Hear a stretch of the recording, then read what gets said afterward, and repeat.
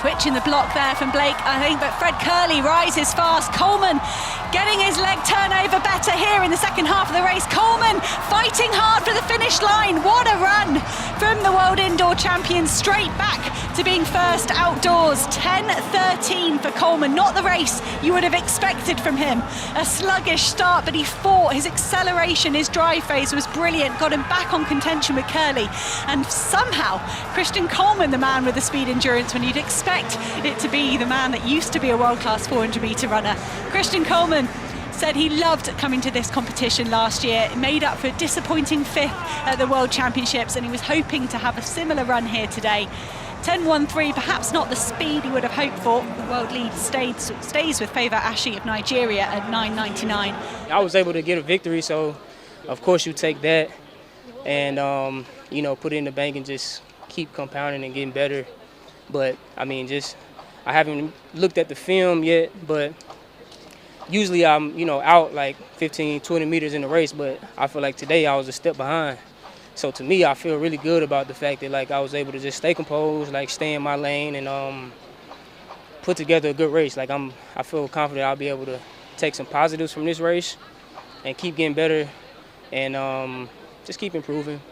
Away first time, slightly sluggish start from Daniel Williams, really going well is Jevin Charlton. Charlton taking it to the rest of the field. Now coming through is Camacho Quinn. She comes late and she likes to, and she's done it again.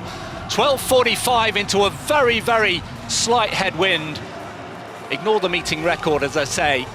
It's only the second time this has been held here, but Camacho Quinn, who was asked yesterday, what sort of shape are you in? And she honestly said, I have no idea.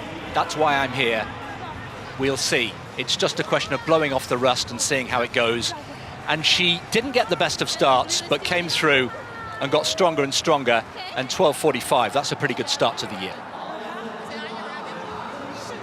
Sluggish start for Parchment. Daniel Roberts wins the race to the first hurdle, but he's hit a couple, and what a run here from the Japanese athlete Izumaya. Could the Japanese athlete steal the win here? Daniel Roberts trying to finish strongly. Roberts dips for the line, and there's daylight in the end between him, Izumaya, and Cordell Tinch, who was going well in lane 3. Just 13:12 though, not too quick for Daniel Roberts. It is a world lead. It's been rounded down there to 13:11. Izumaya, Tinch, Crittenden, Edwards, all in a photo finish. Hansel Parchment, he did say he's fully focused on the Olympic Games and not to expect too much at this stage in the season. I'm sure he would have loved to have gone under 13 seconds like he did last year. Today for Parchment, all about Daniel Roberts today. Wonderful start, wonderful execution. He had a little bit left over the last couple of hurdles as well. First outing in the 200 metres for Richardson. What can she produce here? Terry going very well indeed, but she's got her in her sight. Such a good bend runner. Also going one on the outside, Tori Lewis. And on the inside, Battle as well coming through. But Richardson with a little bit of work to do here. She's got to chase down her American teammate, and she has done that. She's just easing up in the end. 22:95. Lewis coming strongly in the end. There's a photo finish. All eyes on Richardson, who still has the time to see if she looks good for the cameras. Yes, you do. But Lewis, out of picture actually from her point of view. We said she started well. Tori Lewis, only 19 years old, finished really strongly. And you can throw a blanket over Lewis, Richardson, Clark and Battle. Tori Lewis, did you expect to win coming out here? No, not at all. Not at all. What was your goal? My goal was to honestly just hold on as long as I could. I was in lane 9, so I knew they'd all be chasing me. So I expected them to be in front of me by like 50 or 60, so I just wanted to hold on for as long as possible. Do you think the Aussie summer coming off that, the Aussie season, helped being a little bit sharper perhaps? Yeah, absolutely. I mean, I just did nationals on Sunday, so came straight here from that. And yeah, this is most of their season openers, so I knew I had an edge coming in, but I just wasn't sure because I've never raced them. So how does this set you up now for the summer? What's the plan for the weeks and months ahead? I mean, next week I'm going over to Bahamas for World Relay to try and get a relay. And then hopefully, like in the coming months, I can qualify like in the 200 hopefully, or the 100 for the Olympics. And then World Juniors after that, so. I feel really good about it being a season opener. Kind of late for me in this season to open up, so I was a little nervous, but once I got on the track, it felt like home. So I felt really good with this first performance. I know what I need to work on. Me and my coach I'm pretty sure by the time I get back to the warm-up area, he's already formulating on how to get better for the next race. So I'm excited for my next meet. What was the focus coming out here tonight in terms of what you've been working on in training? Just focusing on execution. And is it primarily a 100 focus, or are you splitting the focus, want to make the team in both again this year? Definitely want to make the team in both. I'm not one of those athletes that just do one event. Thank you. Thank you, Shakira. Have a good one. 3 3/4 laps of the track, of course. Pacemaking duties will be shared between Agneta Lamige and Nigista Getachau. Just over 200 to go. Has she broken the resolve of Hailom? I think it looks as though she has. Really gritty determination, moving further and further away, coming into the home straight. The Ethiopians stacking up behind in pursuit of these two. They were well clear early on in the race. And Guraf Segai coming into the home straight in the absence of Faith Kipyegon, enjoying what surely should be a comfortable victory here. 3:55 the world lead early in the season, but Guraf Segai, a wonderful performance, pretty much taking it on from gun to tape. 3:50.30, what a time for April, early April, third fastest in history. Kerr clear at 2:24. Second attempt. Shelby McEwen picked up the silver medal in Glasgow. Wonderful performance from him there. He's a bit sprightly here today.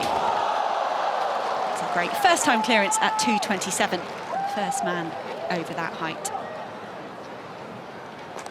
Yeah, some of the earlier heights, it was really quite testing, wasn't it? The track drying out. Now, bar at 6:24. This would be a new world record. Mondo Duplantis. Oh, yes! A world beater yet again. And it's only mid-April. Would you believe it? Mondo on top of the world. First time in China. It's a day he'll never forget. 6:23, of course, last year he extended his own world record, and he's added another centimetre. Mondo Duplantis, world record holder once again. Wow. Well, that's just brought the stadium alive, and it takes the breath away.